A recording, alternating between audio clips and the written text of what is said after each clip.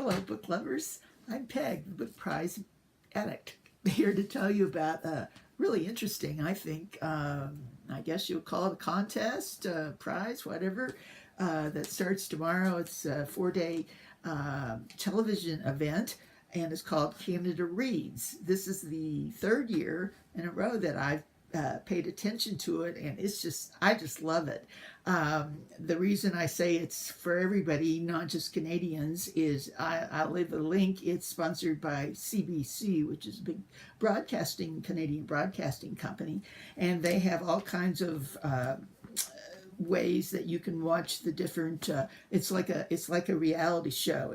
Every show, they each person argues about the book they like the best, and one gets thrown out.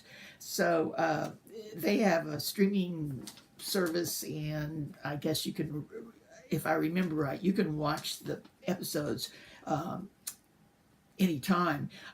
Anyway, you can find it all in the link below. You might have to click around a little bit because there's a lot of information. Okay, let me just say they've chosen 5 books by Canadian authors. One is translated from the French, and 3 are definitely nonfiction. 1 is fiction. 1 is kind of half and half. It's a very interesting mix, and I think they've got some very interesting books this time. And in addition to that, they have famous people representing each book, arguing for it. And I was amazed. They come across really well read and literate. Now, I know some of you younger people will probably know the representatives. There's, I believe, a female model, and there's a male band leader, and there's other famous people there in Canada that I'm sure they've been reading and practicing and getting ready. So the first one is tomorrow, Monday the 25th. It's I believe 11 o'clock Canadian time, which I'm not sure what that is, but in Europe that should be almost in the evening, so you would be able to watch it.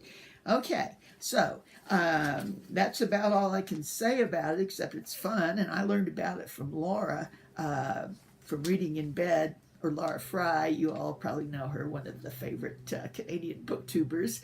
And if you've watched her lately, she just made a video on a hangover cure that she was reading about. It's classic. So she says it worked. So anyway, I think she'll probably be participating or commenting on this.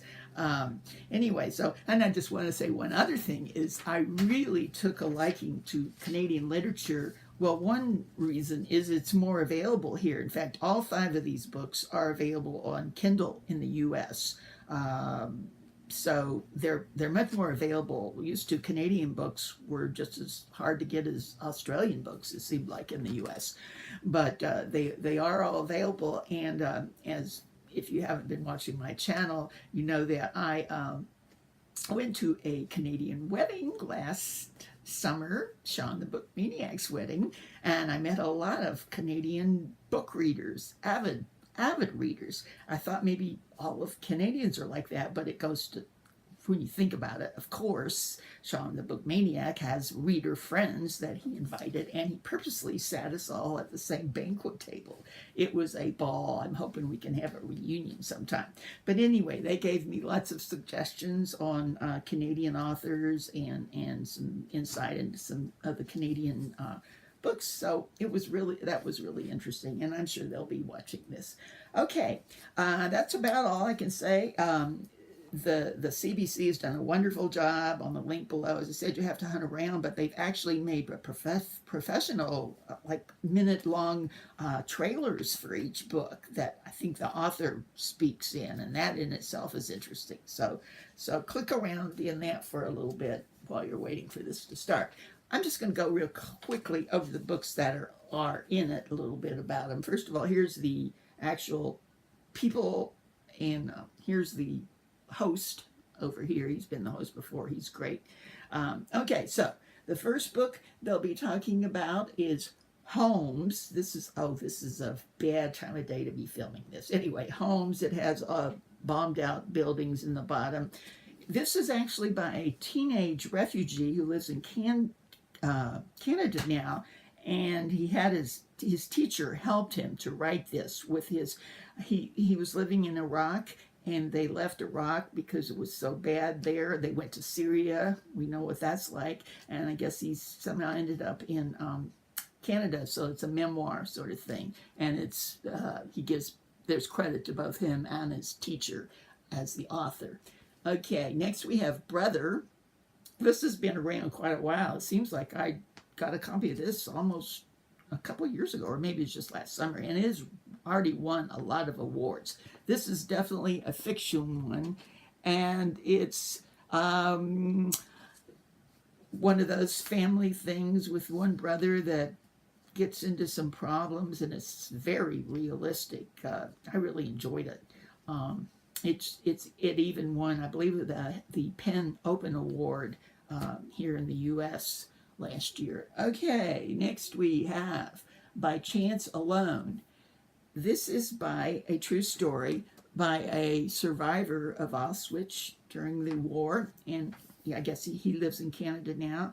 And it's really interesting, the story behind this. He was at a concentration camp with his father and some of the rest of his family, and as his father was being taken away, he said to his son, if you get out of here, please make it known what happened here. And so this is his way of making it known. So I'm really anxious to read that. You'll notice most of them already have the Canada Read sticker on it, and this one also says something Taylor Prize finals. That's a book prize I didn't know anything about. I don't like that. Okay. Anyway, going ahead, we have one called Suzanne. Now, this isn't really necessarily a blurry picture. The book cover itself is kind of blurry. It's a woman quite fancied up, and she's actually has a glass of what I assume is alcohol that she's drinking out of.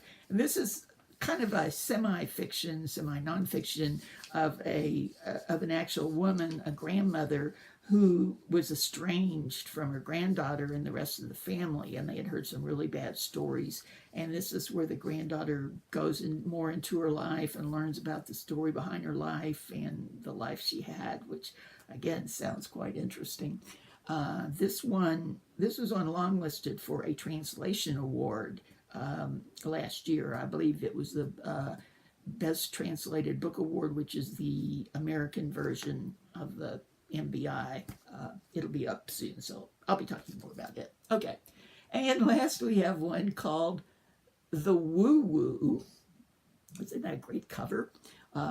It, of course, already has its Canada Read sticker, and it has won Writers' Trust of Canada Trust Prize for Nonfiction, another book prize I didn't know anything about. Anyway, subtitled How I Survived Ice Hockey, Drug Raids, Demons, and My Crazy Chinese Family.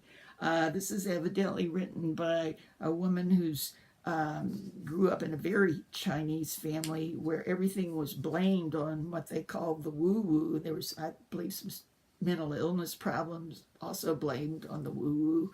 So that one sounds good. So actually, I'm going to try to read a little bit more about these today and watch them tomorrow. So give me a comment if you've read any of them or plan to read any of them, or if you plan to watch this. Okay, so click the button and you can read more about it. Bye.